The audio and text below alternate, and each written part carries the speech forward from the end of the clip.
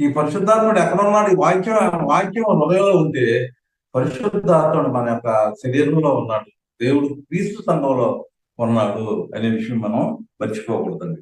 ఇటువంటి పరిస్థితులు ఈ పరిశుద్ధాత్ముడు ఏం చేస్తున్నాడంటే, భీమైనటువంటి వల్ల తన పాత్ర ఏంటంటే మనల్ని మన యొక్క వ్యక్తిత్వాన్ని రోజు మన ప్రార్థన ద్వారా, వాక్యం చదవటం ద్వారా, మన ప్రార్థన ద్వారా, దేవుని యొక్క వాక్యం చదవటం ద్వారా, ప్రార్థన ద్వారా, ఏమంటే యేసుప్రభు యొక్క రక్తం ద్వారా, 1 యోహాను 1:7-8 అండి. ఆయన యేసుప్రభు రక్తం బాప్తిసం ముందు పొందినటువంటి పాపాలు, బాప్తిసం తర్వాత పాపాలు కూడా కడుగుతూ ఉంటుంది. ప్రార్థన, మనం ప్రార్థన చేసేటప్పుడు పరిశుద్ధాత్మను ప్రార్థన చేస్తున్నాడు. 8:26 అండి రోమా. పరిశుద్ధాత్మను ప్రార్థన చేస్తా ఉన్నాడు, మనం ప్రార్థన చేస్తా ఉన్నాం. దేవుని యొక్క వాక్యం మనం పవిత్రులుగా చేస్తా ఉంది. యోహాను 15:1-2 వచ్చినాడండి. అందుకని ఈ పరిశుద్ధాత్ముడి యొక్క పాత్ర చూశారండి. నువ్వు యేసుప్రభుని సిలువేశావా? దుష్టుని చేత సిలువ వేయించారంటండి. అపోస్తుల కార్యాలు 2:23-24.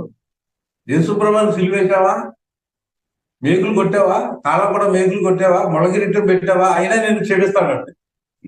మనిషి కుమారుడికి నువ్వు వ్యతిరేకంగా సిలువ వేసిన క్షమాపణ ఉంది, పరిశుద్ధాత్మకు వ్యతిరేకంగా వెళ్తే క్షమాపణ లేదు.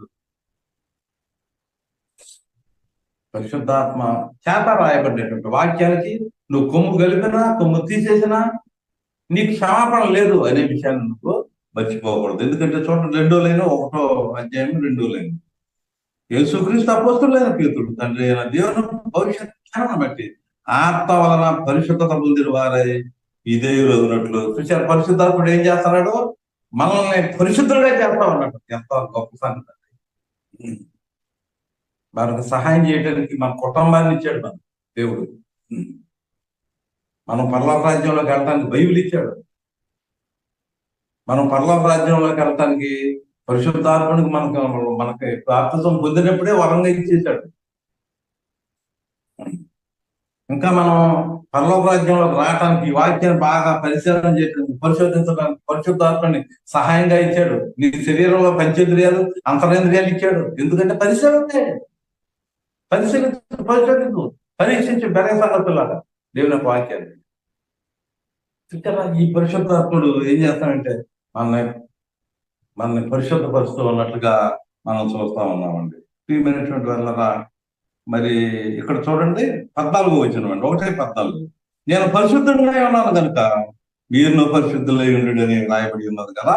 మీరు విధేయులు పిల్లలై మీ పూర్వపు అజ్ఞాన దశలో మీకుండిన ఆశలను అనుసరించి ప్రవర్తింపగా మిమ్మల్ని పిలిచిన వాడు పరిశుద్ధులై ఉన్న ప్రకారం మీరును సమస్త ప్రవర్తన యందు పరిశుద్ధులై ఉండు. చూచారండి, మీరు పరిశుద్ధులుగా ఉండాలి. పరిశుద్ధాత్మ యొక్క పాత్ర, యేసుప్రభు యొక్క పాత్ర, దేవదూతల యొక్క పాత్ర. నువ్వు బాప్తిసం పొందిన తర్వాత, ఏమన్నా నువ్వు మరలా జన్మింపబడిన తర్వాత ఫిబ్రవరి 1:14 ఈ పరిశుద్ధాత్ముడే నీకు పరిచయం చేస్తాడండి, ఓ సర్వెంట్ లాగా. ఎంత గొప్ప సంగతి అంటే ఈ పంచభూతాలు మనకి ఒక సర్వెంట్ లాగా పనిచేస్తాము. భూమి కూడా ఒక దేవదూత, ఆకాశం దేవదూత, అగ్ని దేవదూత, సూర్యుడు దేవదూత, గాలి దేవదూత. ఈ పంచభూతాలన్నీ కూడా మనకు సర్వీస్ చేస్తానండి, సర్వెంట్ పని చేస్తా ఉన్నట్లుగా మనం చూస్తూ ఉన్నాము. దేవదూత దేవుడు ఏం పరలోకం నుంచి నువ్వు బాప్తిసం పొందుతుంటే తొంగు చూస్తున్నాడు. గొప్ప సంగతి. దేవుడు ఏం చేస్తున్నాడంటే నీ మీద ఉండే ఉగ్రత, బాప్తిసం పొందకముందు నీకెవరండి?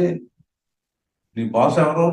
సాతాను గాడు కనుక దేవుడు మంచి ఉగ్రత కలిగి ఉన్నాడు, నీ మీద కోపం కలిగి ఉన్నాడు.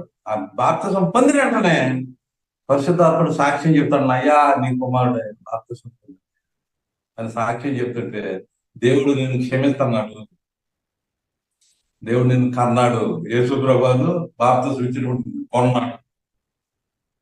పరిశుద్ధాత్ముడు సాక్ష్యం చెప్తా ఉన్నట్లుగా మనం యేసుప్రభు నీతో కూడా నీళ్ళలోకి వచ్చి, నేను నీళ్ళలో మునిగినప్పుడు ఆయన సిలువలో నీళ్లు రక్తం కార్చాడు కనుక, ఆయన మరణంలో నీళ్లు రక్తం కార్చాడు కనుక, ఆయన మరణంలోనికి నువ్వు బాప్తిసం పొందావు కనుక ఆ నీళ్ళలో ఆ రక్తం నిన్ను తాకును, పాపాలన్నీ కడిగేస్తా ఉన్నట్టుగా మనం చూస్తా ఉన్నాం. పరిశుద్ధాత్ముడు ఏం చేస్తున్నాడంటే ఆత్మ వలన పరిశుద్ధపరచబడినటువంటి వాడు చూసారా, 1వ అధ్యాయము 1వ వచనంలో 2వ వచనంలో చూసారా, పరిశుద్ధాత్ముడు మనకి ఎంత సహాయం చేస్తున్నాడు చూడండి. క్రీస్తు స్వారూప్యతలోకి మలుస్తూ ఉన్నట్టుగా మనం చూస్తా ఉన్నామండి. దేవుని యొక్క పోలుగులు ఆ పరిశుద్ధాత్ముడి ద్వారా మనకు వస్తూ ఉన్నట్టుగా మనం చూస్తా ఉన్నాం. పరలోకం నుండి దేవుడు ఏం చేస్తున్నాడండి కదా, పరలోకం ఉండేటువంటి దేవుడు తన ఎందుకు నేను చెప్పేది ఏంటంటే ఆ ఈ వాక్యంలోకి వెళ్తాను ముందుగా నేను మనవి చేసుకునేది ఏంటంటే, నువ్వు ఎంతవరకు క్రీస్తు స్వారూప్యత పొందావు.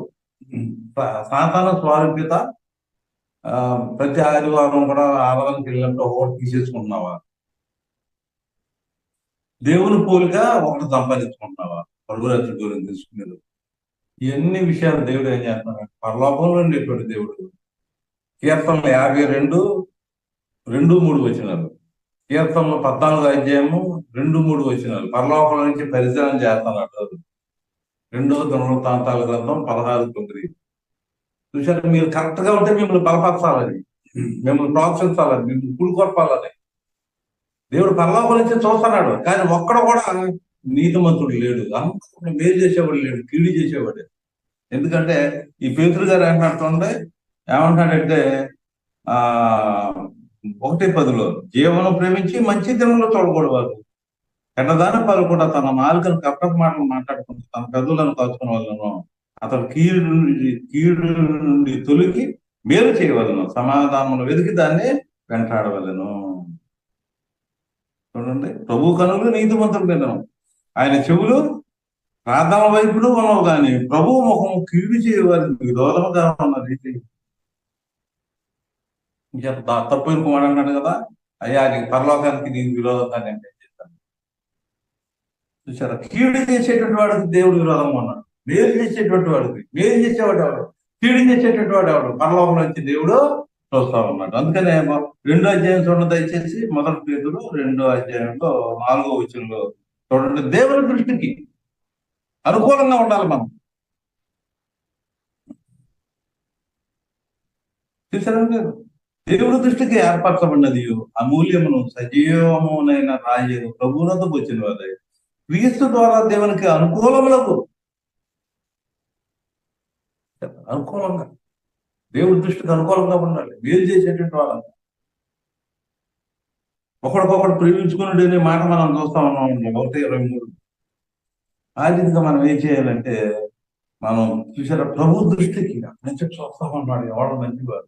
దేవుడు కూడా భారం మామూలు చిన్న పుస్తకం ఇచ్చాడు, కొత్త నిబంధన, పెద్ద బైబిల్ ఇవ్వలేదు, కొత్త నిబంధన ఇచ్చి చదువుకోమన్నాడు. ఇంతే కదా మీకు ఇచ్చింది, బరువు పెట్టలేదు కదా. పాత నిబంధన మొదలైన కాంటిది అని చెప్పిన 3వ అధ్యాయం చూడండి, 1 పేతురు 3వ అధ్యాయంలో 4వ వచనంలో దేవుని దృష్టికి విలువ గలది. 4వ వచనంలో సాధు అయినట్టు మృదు అయినట్టునైనా గుణమాన అక్షయ అలంకారము గల మీ హృదయపు అంతరంగ స్వభావము. ఇక్కడ పుట్టినడుచులు అంతరంగ పురుషుడు అంటే మీకు అలంకారముగా ఉండవలను, అది దేవుని దృష్టికి విలువైంది. దేవుడు పరలోకంలో ఉన్నాడు చెప్పాను మీకు, పరలోకం అక్కడి నుంచి చూస్తున్నాడు. కీడు చేసేవాడు వాడు, మేలు చేసేటువంటి వాడు ఎవడు, ప్రార్థన చేసే భోజనం చేస్తున్నాడు, ప్రార్థన చేసి 3:7-8 వచనాల్లో భార్యాభర్తలు మరి కలిసి ప్రార్థన చేసుకుంటున్నాడు. భోజనం చేసే ముందు ఇద్దరు కలిసి ప్రార్థన చేస్తున్నారు. ఈ రీతిగా క్రీస్తు యొక్క స్వారూప్యత మనం సంపాదించుకునేటువంటి వారుగా మనం ఉండాలని, ఈ పరిశుద్ధాత్మ యొక్క పాత్ర ఏంటంటే మనల్ని పరిశుద్ధులుగా చేస్తూ ఉన్నట్టుగా మనం చూస్తా ఉన్నామండి. అందుచేత ప్రియమైనటువంటి వారు ఇక్కడ మనం నేర్చుకునేది ఏంటంటే, దేవునికి భవిష్యత్ జ్ఞానం ఉంది.